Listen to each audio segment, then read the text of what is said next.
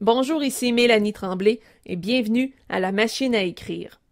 À la leçon précédente, vous avez appris à reconnaître les propositions indépendantes. Dans cette leçon, vous apprendrez à identifier les propositions principales et les propositions subordonnées. Avant de commencer, faisons un bref retour sur la leçon précédente. Pour identifier le nombre de propositions indépendantes dans une phrase, il faut d'abord identifier les verbes conjugués. Chaque verbe conjugué se retrouve dans une proposition. Lorsqu'il y a plus d'une proposition indépendante dans une phrase, elles sont soit juxtaposées, c'est-à-dire qu'un signe de ponctuation autre que le point les sépare, ou elles sont coordonnées, c'est-à-dire qu'elles sont séparées par une conjonction de coordination.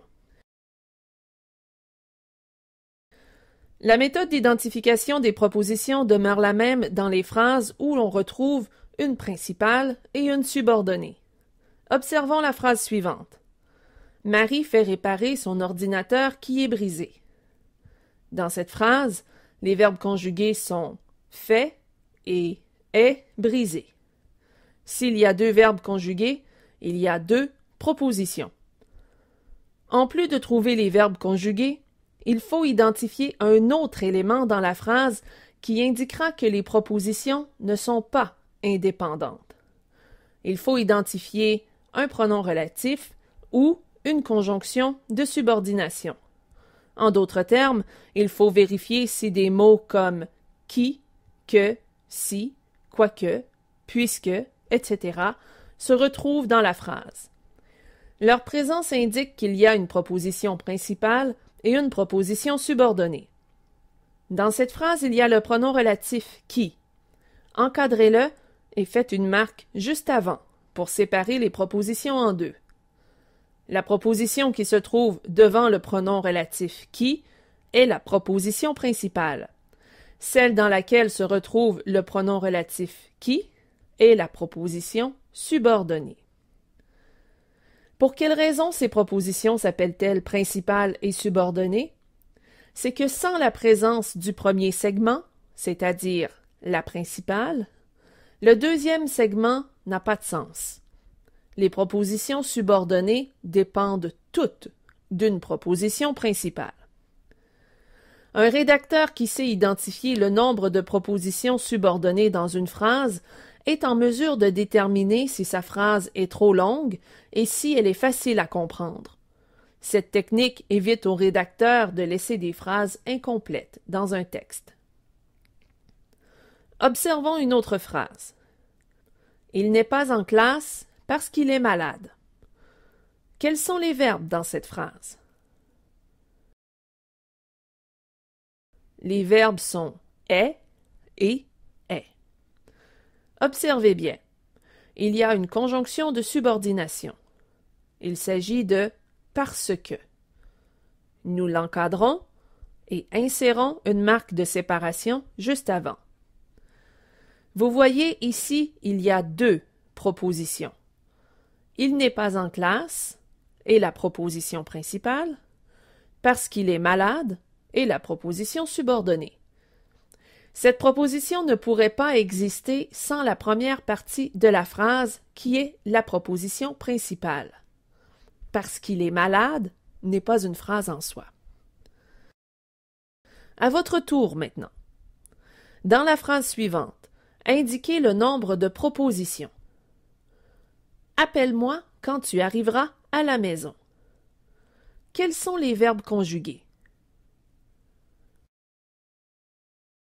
Les verbes conjugués sont appelle et arrivera.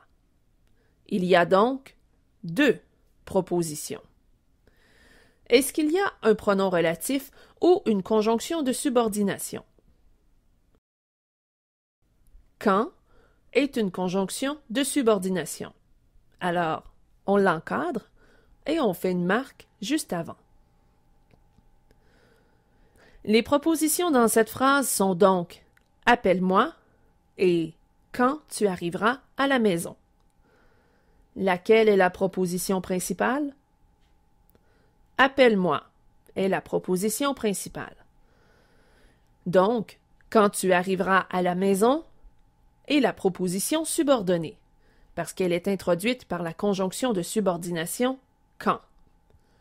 Encore une fois, dans la phrase suivante, indiquez le nombre de propositions. Quoi que tu dises, quoi que tu fasses, tu seras toujours mon ami. Quels sont les verbes conjugués dans cette phrase? Les verbes conjugués sont disent, fasse et sera. Il y a donc 3 propositions. Est-ce qu'il y a un pronom relatif ou une conjonction de subordination? En fait, il y a 2 conjonctions de subordination, quoique et quoique. On les encadre et on divise. Les 2 propositions sont donc appelées propositions subordonnées conjonctives. La première, quoi que tu dises. La seconde, quoi que tu fasses.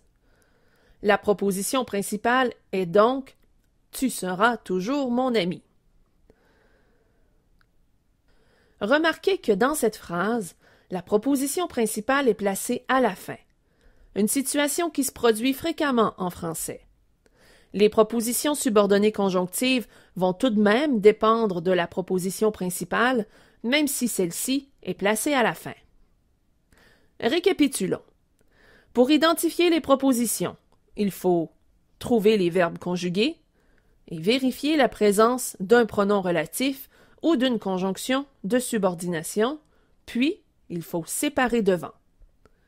Souvenez-vous qu'une proposition subordonnée dépend toujours d'une proposition principale.